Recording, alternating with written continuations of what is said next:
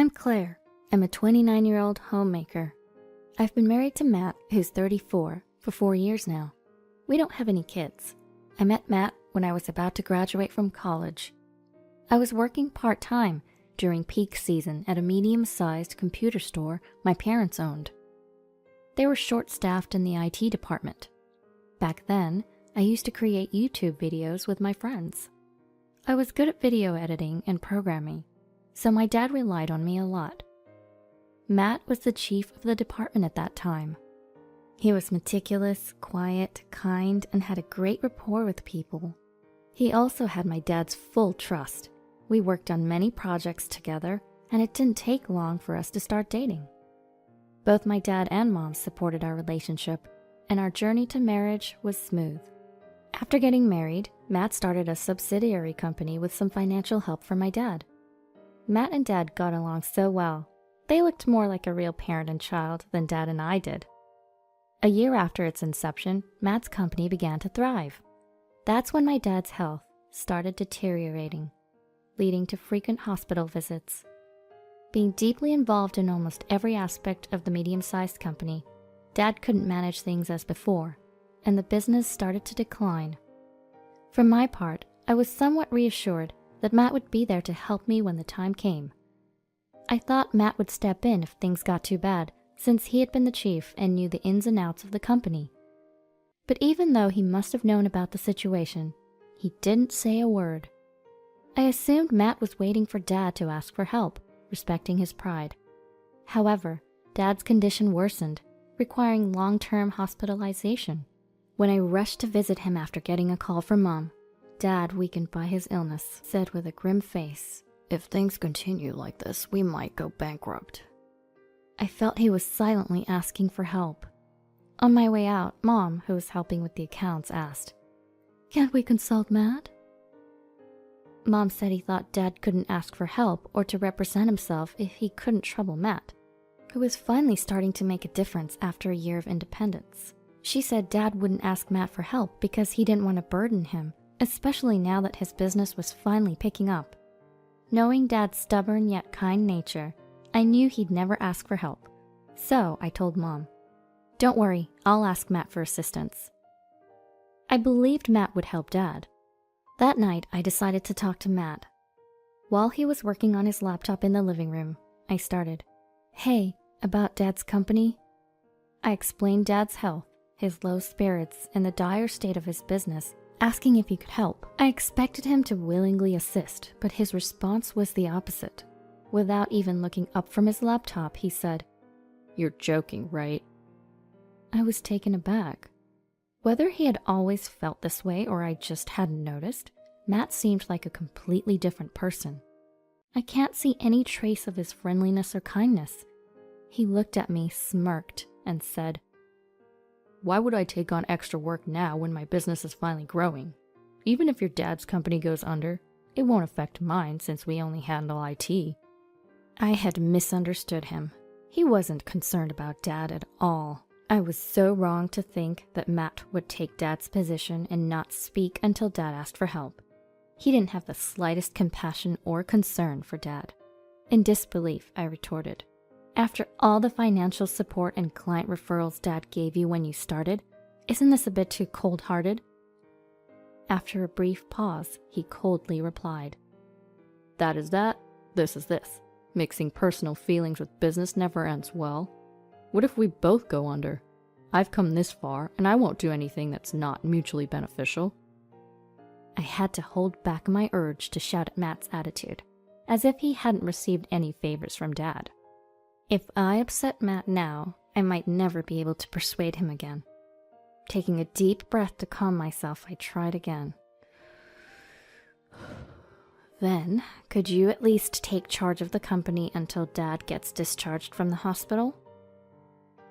No matter how many times we discussed it, Matt's answer remained the same. Time passed without any resolution, and by the end of that month, Dad's company was declared bankrupt by the court. There was nothing we could do now. Dad must have been deeply disappointed that Matt, whom he had cared for so much, didn't lift a finger to help and let the company go bankrupt so easily. Dad became completely disheartened, especially since there was no clear date for his discharge. Mom had to handle the company's debt settlement all by herself. Handling employee salaries, severance, and dealing with business partners was too much for Mom alone. I decided to tell Matt that I wanted to go back to my parents' house to help Mom at least until the debt settlement was completed. Holding back my resentment that Matt might have prevented the bankruptcy if he had acted, I said, "I'm thinking of going back to my parents' house for a while to help Mom. Can you support us with some living expenses until things settle down?" Matt, as usual, was sitting on the couch, working on his laptop. I had so many things I wanted to say, but this wasn't the time for arguments. Yet again, Matt's unbelievable response came. Without showing any concern from my parents, he said, "Why? Nothing will change if you go. Think about our company." Stunned by Matt's coldness, I couldn't think straight. "Excuse me? What are you talking about?" Interrupting me, Matt continued calmly. "Instead of helping a bankrupt company, you should help mine. I was thinking of assigning you to do the programming for the website of our new client." My mind went blank. "Are you serious? Why are you bringing this up now?" Cutting me off, Matt continued speaking nonchalantly. Even though he knew my parents were going through a tough time, he said, "I'm thinking of expanding the business. Claire, you're just a housewife with too much free time. Isn't it better than volunteering at your parents' place for free? Besides, it's a wife's duty to help her husband, right?" He spoke as if it was someone else's problem, only caring about his business. I couldn't contain my frustration with Matt's self-centeredness. "Why are you bringing this up now? You know this isn't the right time." Ignoring my heated response, he continued, "Actually, I've asked my big sister to help too. She called saying she got divorced and became a single mom. She asked for support. I'm offering her a place to stay at our house, so be prepared." He was practically forcing me to agree. Matt's big sister is a piece of work. She doesn't lift a finger at home, constantly wasting money, and often gets into loud arguments with her husband, leading to calls from concerned neighbors. Once, she brought her unruly kid to our house. He scribbled on our walls, broke our appliances. It was a nightmare. After all the trouble she caused, I wonder what Matt was thinking, asking her to help with the business, especially since she knows nothing about IT. He ignored my parents when they were in need, but now he's bending over backwards for his problematic big sister. I couldn't hold back any longer. "This is ridiculous. I'm not just sitting around doing nothing. How can you ignore my parents but help your big sister?" Matt, unfazed, looked at me and said, "She's family. It's natural to help her. And how I spend my money is my business. You couldn't help your parents because you don't earn anything." He was the very definition of an opportunist. I shouted back, "So we're not family? We supported you because we considered you family. That's why your business is thriving."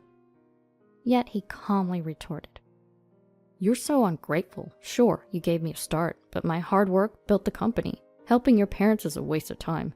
Contribute here. By the way, my sister's moving in tomorrow." I protested, but Matt just continued with his domineering attitude. "I've made up my mind. Just follow my lead. I won't allow you to go back to your parents' house." According to him, since he provides for me, I have no right to defy him. Standing tall and puffing out his chest, he declared, "I don't need a woman who can't listen to me." He then pulled out divorce papers from his work bag.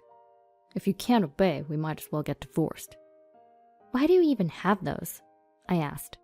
He had them prepared in case I pestered him too much about helping my dad's business. I was shocked at his level of disregard for anyone outside his immediate family. I was livid. "Fine, I'll sign these and then go back to my parents." I snatched the papers, signed them, and started packing. As I packed, I could hear him muttering, "Such a stubborn woman. Good riddance. Don't come crawling back." I responded with a breezy, "Right back at ya. Goodbye," and left. I submitted the divorce papers and returned to my parents' home. Seeing me with my bags, my mom asked, "What happened?" After explaining, she sighed deeply, probably having her own grievances with Matt. Later, I had the rest of my belongings delivered. Not long after, I received a barrage of calls and voicemails from Matt. All his messages were desperate pleas. "Come back, help me. I'll even support your parents, just come back." Matt's plea for help was likely due to his big sister. When I had called his family to report our divorce, I had a hunch something like this might happen. His mother had complained about how her children, including his sister, had gotten divorced one after another. She went on and on about his sister's bad behavior. I had seen a glimpse of it when Matt's sister once moved into the house Matt and I shared. His mother lamented and detailed the main reason for his sister's divorce. Matt's sister had frequent intense arguments with her husband about money, chores, and parenting. These disputes involved their parents, neighbors, and even the police, but she seemed to forget them over time. Apparently, just before the divorce, she got heavily into gambling and racked up a lot of debt. After the divorce, she tried to return to her parents' home with her debt, but her father disowned her. She probably turned to Matt out of desperation. From what I've heard, I can imagine the chaos at Matt's place. Matt, being protective of his big sister, is probably being taken advantage of. Who would want to go back to such a situation? Plus, Matt's sister's child is a handful. The kid doesn't listen and is incredibly aggressive. If you try to scold him for his mischief, he becomes uncontrollable. I can visualize the mess in their house. I never want to see the scribbles and broken electronics from his pranks again. I felt like if I didn't reply, I'd keep getting endless voicemails and texts. So I sent a message saying, "Thanks for the offer, but no thanks. I don't need your help. We're not family anymore. Oh, we never were, right?" Immediately after, my phone rang. Matt's voice on the voicemail pleaded, "Please help me. I can't take it anymore. I'm going bankrupt. I can't handle the kid. He's destroying the house." Of course, I didn't answer. Rumors say that by the end of the month, suspicious black cars are often seen around Matt's company. They're probably collection agencies. I've been contacted by mutual acquaintances about delays in his business operations and payments. It's hard because they're people I know, but I've already divorced him and have my father's business to think about. So I tell them that I can't help. About 6 months later, I received a letter. It was from Matt. Inside was a scribbled note and a marriage certificate. The note apologized and said his sister had left, asking if we could start over. I was flabbergasted. What was he thinking? The worst part was in tiny letters and read, "Please take care of the kid." I guess his sister left, abandoning her debt and child. I've heard his business is on the brink of collapse. No way am I going back to that mess. I sealed the letter and sent it right back. As for me, after settling my father's company's debts, I started a new programming office in my name. Employees from my father's company had been reaching out, wanting to come back. Surprisingly, some of them used to work at Matt's company. The employees who had witnessed his sister's wastefulness and arrogance, as well as Matt's recent actions, began to fear that they might be coldly dismissed someday. It seems like the already struggling company is on the verge of further decline.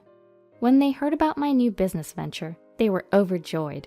Of course, all of them are highly skilled and ready to contribute, so I'm planning to welcome them with open arms.